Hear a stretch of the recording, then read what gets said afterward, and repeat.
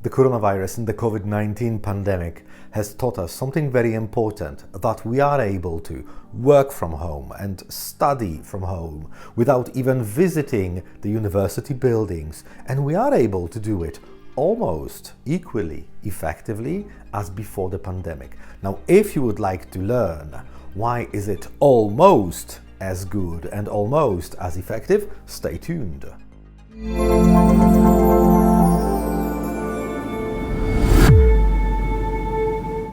Hi, this is Sebastian Antonovich, and on my 5-minute psychology channel, I talk about psychology and ways in which it can make your life easier. Today, let's focus on communication. And of course, all of you know how important communication is. Whether we are talking about communication with your family members, your friends, your life partner, perhaps your colleagues, perhaps your classmates, communication is the key.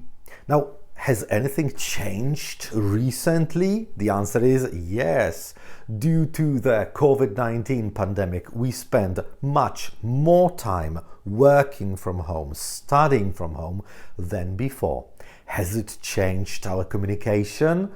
Naturally, yes. And probably you are guessing that not necessarily for the better. Now let's think, what is the main difference in communication? And probably the easiest answer would be that we used to meet face to face, in person, much more often than we do nowadays. And it's true. But what's the problem? Why can't we communicate equally well online, using FaceTime, using Skype, or whatever other application you may use for video conferencing?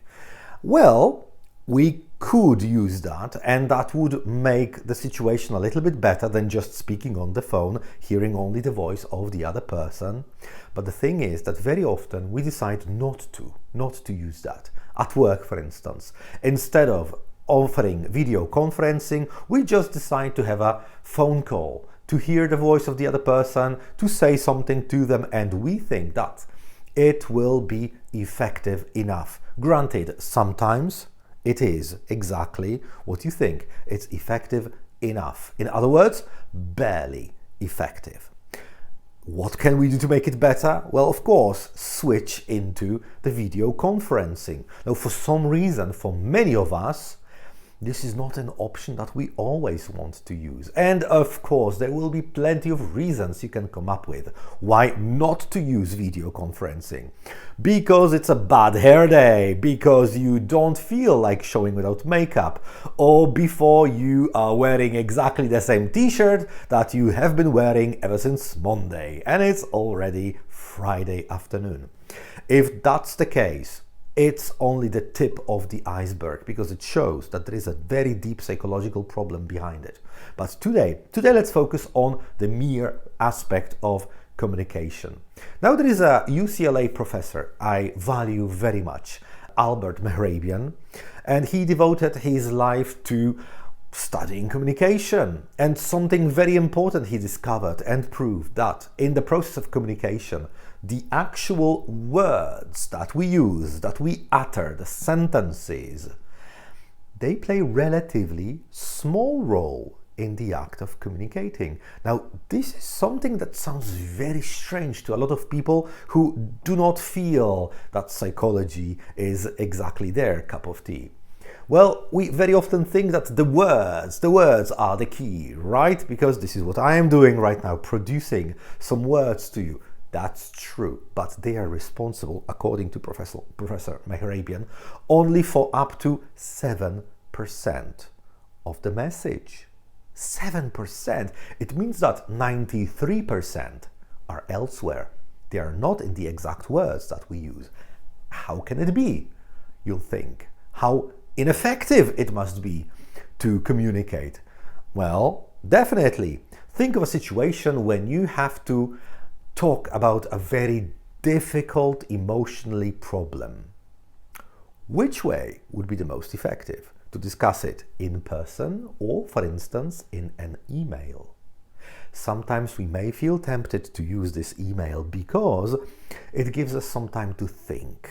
And we may be in the comfort of our own home without having to go somewhere. We do not have to face the other person's emotions directly and immediately, right? Probably. But the fact remains that it's incredibly difficult to explain exactly what you mean by the means of writing.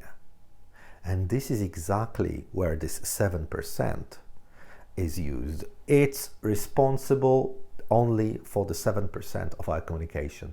93% is in how we do it and how we speak, the pace of our speech, the intonation, the voice, the pauses that we make or not, the pauses that we don't make.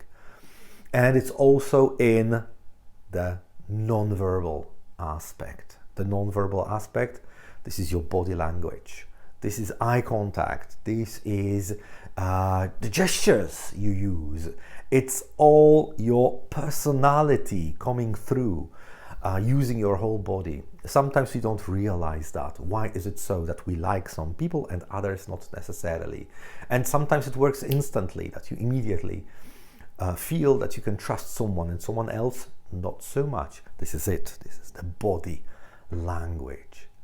Now, if you're working from home or studying from home, and if you're able to use video conferencing, use it, because video conferencing, maybe it's not perfect, but it's the second best thing to the face-to-face communication. So face-to-face is the best because you can get it all, the whole body posture. You can see how the person reacts.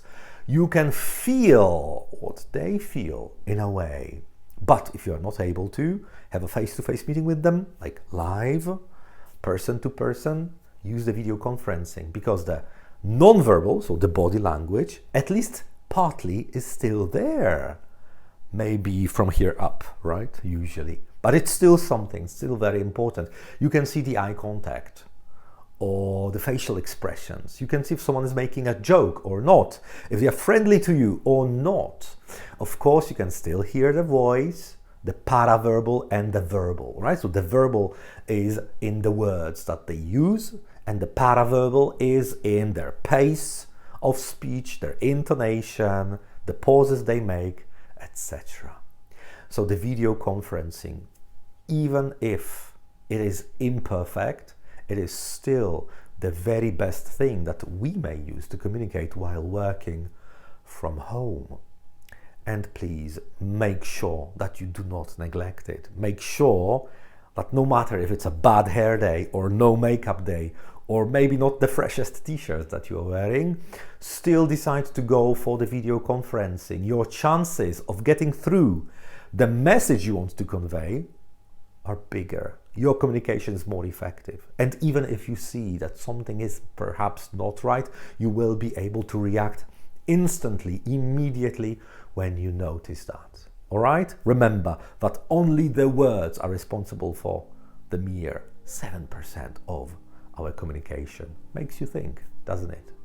Now, I hope this was valuable for you, and I strongly encourage you to Google up some information about Professor Mehrabian and his theories about communication. I think it can become a very important aspect of your personal development. Thanks very much for watching, and I'll speak to you next time. Take care.